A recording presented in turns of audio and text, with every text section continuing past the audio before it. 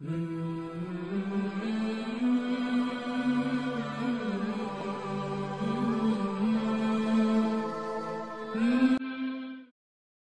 حضور کی خدمت میں حاضر ہوئی اور عرض کی یا رسول اللہ صلی اللہ علیہ وسلم مجھ سے بدکاری سرزد ہو گئی ہے اور میرے پیٹ میں بچہ ہے اور میں چاہتی ہوں کہ آخرت کی سزا کی بجائے دنیا کے اوپر اس کی سزا مجھے دے دی جائے تاکہ میں پاک ہو جاؤں اور صاف ہو جاؤں، کیونکہ آخرت کی سزائیں بہت سخت ہیں۔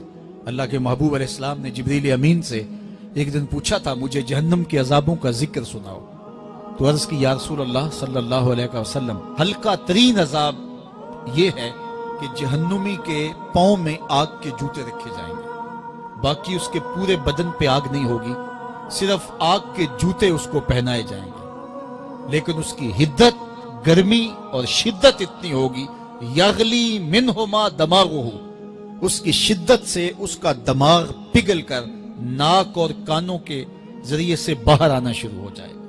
یہ سب سے ہلکے عذاب کی کیفیت ہے، اور جو عذاب سخت ہیں الیاذ باللہ، اللہ تعالیٰ قرآن مجید میں فرماتا ہے ثم لا يموت فیہا ولا یحیا، اس بڑے عذاب کا ذکر کیا جو جہنمیوں کو دیا جائے گا، فرمایا اس عذاب کی کیفیت یہ ہوگی بندہ نہ جیے گا نہ مرے گا۔ جیے گا اس لیے نہیں کہ آگے اور پیچھے دائیں اور بائیں آگ ہی آگ ہوگی، تو اس آگ میں جینا کو جینا تو نہیں ہوگا، اور مرے گا اس لیے نہیں کہ موت کو موت آ چکی ہوگی۔ تو وہ کتنا سخت عذاب ہوگا الیاذ باللہ کہ ہلکے ترین عذاب کی کیفیت یہ ہے کہ پاؤں میں آگ کا جوتا اور دماغ پگھل کے ناک اور کانوں کے راستے سے باہر آ جائے۔ تو اس نے عرض کی یا رسول اللہ صلی اللہ علیہ وسلم میرے اوپر حد جاری کر دیجئے، اور اس نے کہا کہ میرے پیٹ میں جو ہے وہ بچہ ہے۔ اللہ کے محبوب علیہ السلام نے فرمایا جاؤ جب بچہ پیدا ہو تو پھر آنا۔ وہ چلی گئی، تو جب بچہ پیدا ہوا تو گود میں اٹھائے پھر حضور کی خدمت میں حاضر ہوئے اور عرض کی یا رسول اللہ یہ ہے بچہ جو میں نے گناہ کیا تھا، بدکاری کی تھی، آج یہ اس کی نشانی ہے۔ تو اللہ کے محبوب علیہ السلام نے فرمایا کہ اسے لے جاؤ اور اسے دودھ پلاؤ، اور جب یہ کچھ کھانے پینے لگ جائے گا تو پھر آنا۔ کچھ دنوں کے بعد وہ دوبارہ حاضر ہوئی اور اس نے اس بچے کے ہاتھ میں روٹی کا ٹکڑا دیا ہوا تھا، اور عرض کی یا رسول اللہ دیکھ لیجئے اب یہ روٹی کھانے لگ گیا ہے۔ اللہ اکبر۔ تو اللہ کے محبوب نے فرمایا انہیں لے جاؤ اور جا کے انہیں سنگسار کر دو۔ اس کی یہ حد بنتی تھی، اس کو سنگسار کیا اور اس نے خود یہ سزا اپنے لیے قبول کی۔ تو یہ بات ذہن نشین کیجئے کہ یہ وہ لوگ تھے کہ جن سے کبھی کوئی گناہ سرزد ہو جاتا تو وہ جلد توبہ کرتے، اور اس کی بڑی سے بڑی حد اور سزا بھی ہوتی تو وہ بھی کاٹنے کے لیے تیار ہو جاتے۔ میں اور آپ دیکھیں کہ ہماری زندگی میں اگر گناہ ہیں اور ہمیں سچی توبہ کی توفیق بھی نصیب نہیں ہے اور آئندہ نہ کرنے کا عزم مصمم ہو، پکا ارادہ ہو کہ یہ گناہ زندگی میں دوبارہ نہیں کروں گا، الگ بات ہے کہ پھر دوبارہ اس سے سرزد ہو جائے، لیکن جب وہ توبہ کر رہا ہو تو اس وقت اس کا پختہ عزم ہو اور اس کے دل کے کسی گوشے میں نہ ہو کہ چلو میں توبہ کر لیتا ہوں اور پھر ہو گیا تو پھر کر لوں گا، پکا عزم ہو کہ دوبارہ یہ گناہ نہیں کروں گا۔ اور اگر زبان سے توبہ توبہ کر رہا ہو اور دل میں ہو کہ ٹھیک ہے یہ تو صبح بھی مجھ سے عمل بد سرزد ہونا ہے، تو اللہ تعالیٰ سے یہ مذاق کرنے والی بات ہے، اور اللہ تعالیٰ سے جو مذاق کرتا ہے وہ کہاں کھڑا ہے وہ خود سوچ لے۔ وہ کیا کسی نے کہا تھا کہ توبہ کی پھر توبہ کر کے توڑ دی، میری اس توبہ پہ توبہ توبہ توبہ کر اٹھی۔ تو ایسی توبہ نہیں ہے کہ جو رسماً کسی مجلس میں چلے گئے، کسی اجتماع میں چلے گئے تو سب لوگوں نے توبہ توبہ کی تو وہ بھی توبہ توبہ کرتا رہا، لیکن اس کا عزم مصمم پختہ ارادہ نہیں تھا گناہوں کو چھوڑنے کا، تو یہ توبہ نہیں، یہ مذاق ہے۔ اس لیے اللہ کے حضور سچی توبہ یہ ہے کہ ماں قبل کے گناہوں سے مٹی کے گھروندے پاؤں پہ بناتا ہے اور انہیں مسمار کر دیتا ہے۔ وہ کبھی آپ نے دیکھا ہوگا کہ بچے ریت میں اپنا پاؤں رکھ کر کے اوپر سے ریت تھپک لیتے ہیں اور پھر پاؤں ہولے سے نکال لیتے ہیں، بچ جائے تو بڑے خوش ہوتے ہیں، اور جب کھیل ختم ہو جاتے ہیں تو اسے گرا دیتے ہیں اپنے ہاتھوں سے۔ بہلول بھی اسی شغل میں لگا ہوا ہے۔ بہلول یہ کام کر رہا ہے، گروندے بناتا ہے گراتا ہے، گروندے بناتا ہے گراتا ہے۔ بادشاہ گزرا، پوچھا بہلول کیا کر رہے ہو؟ ہنس کے کہا جنت کے مکان بنا رہا ہوں۔ کہا بیچتے ہو؟ ہاں بیچتا ہوں۔ کتنے کا؟ 10 روپے کا، سیل لگائی ہوئی ہے۔ بادشاہ مسکرا کے گزر گیا، دیوانہ ہے، مجنوں ہے، اپنی موج میں لگا ہے۔ پیچھے سے ملکہ زبیدہ بھی آ رہی تھی، اس نے بھی دیکھا، کہا بہلول کیا کر رہے ہو؟ کہا جنت کے مکان بنا رہا ہوں۔ کہا بیچتے ہو؟ ہاں 10 روپے کا بیچتا ہوں۔ 10 روپے بادشاہوں کے لیے کیا ہوتے ہیں؟ 10 درہم نکالے، اس کو دیا، اس نے دریائے دجلہ میں پھینک دیا۔ فقیر اتنی دیر تک فقیر نہیں بنتا۔ داتا صاحب فرماتے جب تک مٹی کا ڈھیلا اور سونے کی ڈلی اس کی نظر میں برابر نہیں ہو جاتا۔ اور ایک مکان کے گرد، ایک وہ گروندے کے گرد دائرہ لگایا، کہا یہ تیرا ہوا۔ ملکہ گزر گئی، بادشاہ بھی چلا گیا۔ شام کو اپنے محل میں پہنچے، بادشاہ سویا، منظر جاگا کہ حشر کا دن ہے، پھر جنت کا منظر ہے، جنت میں بڑے بڑے خوبصورت مکان ہیں۔ ایک مکان تو بڑا ہی اچھا لگا، تو جی چاہا کہ اس مکان کو دیکھوں۔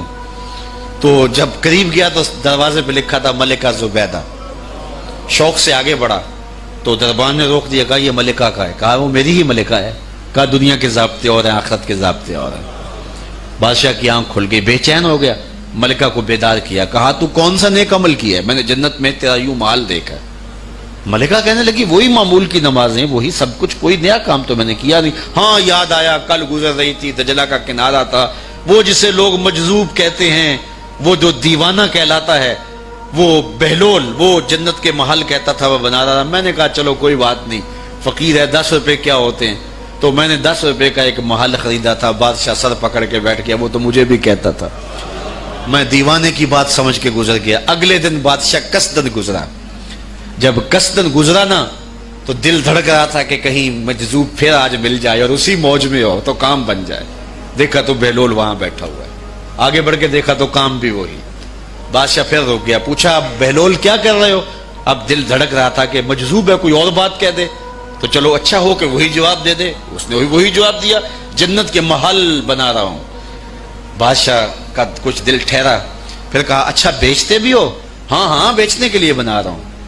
بادشاہ ادھر جیب میں ہاتھ ڈال رہا ہے اور ادھر پوچھ رہا ہے کتنے کا؟ کہا آدھی حکومت لگے گی۔ کہا کل تو 10 روپے کے بتا رہے تھے۔ کہا کل تم نے دیکھا نہیں تھا، آج سودا دیکھ کے لے رہے ہو۔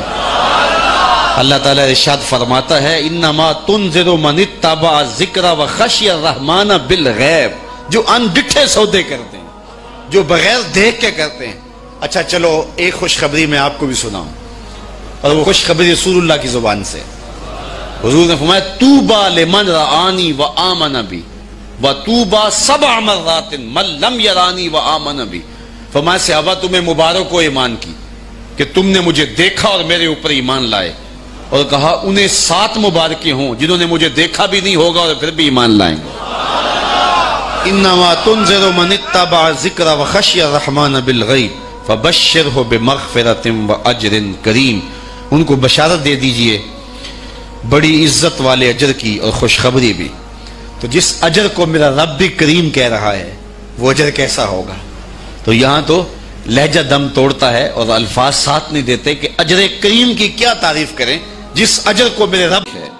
لا فضل لعربی علی اعجمی، کسی عربی کو اجمی پر کوئی فضیلت نہیں ہے، اور کسی اجمی کو کسی عربی پر کوئی فضیلت نہیں ہے۔ کسی گورے کو کالے پر، کسی کالے کو گورے پر کوئی فضیلت نہیں۔ فضیلت کا معیار صرف تقوی ہے۔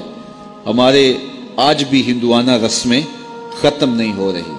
دولت کی تقسیم پر، امیر غریب کی بنیاد پر اس معاشرے میں تقسیم موجود ہے۔ ہمارے دیہاتوں میں چودھری اور کمی کی بنیاد پر تقسیم موجود ہے۔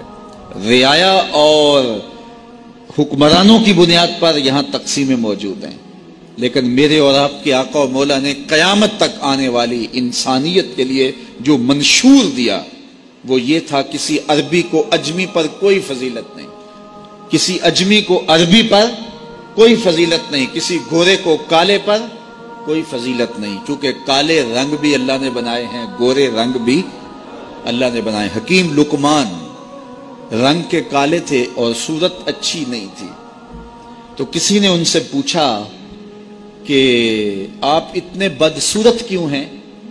تو حکیم لقمان نے کیا جواب دیا؟ کہا آپ شکل میں نقص نکال رہے ہیں یا شکل بنانے والے میں نقص نکال رہے ہیں؟ تو وہ خاموش ہو گیا. اللہ اکبر. تو یہ اللہ نے بنایا ہے نا, اس نے کانٹا بھی اس نے پیدا کیا ہے, پھول بھی اس نے پیدا کیا ہے, چہروں کی رنگت اس نے بنائی ہے, کسی میں کوئی رنگ بھر دیا, کسی نے کوئی رنگ بھر دیا. تو رنگوں کی بنیاد پر, نسب کی بنیاد پر کوئی افضل, کوئی اشرف, کوئی اعلیٰ, کوئی بد, یہ نہیں ہے. بلکہ معیار جو دیا گیا وہ کیا تھا؟ تقوی. ان اکرمکم عند اللہ اتقاکم, جو زیادہ متقی ہے اللہ کے نزدیک وہی معزز ہے, وہی معتبر ہے. پھر حضور علیہ الصلوۃ والسلام نے عورتوں کے بارے میں تاکید کی کہ وہ تمہاری زیر دست ہیں, ان کی ملک کچھ نہیں ہوتا اور کمزور ہیں, ان کے بارے اللہ سے ڈرنا. اور حضور نے ان کے ساتھ حسن سلوک کرنے کی وصیت کی. پھر غلاموں کے ساتھ حسن سلوک کرنے کا حضور نے درس دیا کہ جو خود کھاتے ہو وہ انہیں کھلاؤ, جو خود پیتے ہو انہیں پلاؤ, جو خود پہنتے ہو انہیں پہناؤ. بعض لوگ ملازم کو, ماتحت کو جو ہیں وہ ہلکے کپڑوں میں کسن رکھتے ہیں تاکہ پتہ چل جائے کہ یہ غلام ہے, یہ ملازم ہے اور ہم باس ہیں. حضور علیہ الصلوۃ والسلام نے ان 3 چیزوں کی تاکید کی.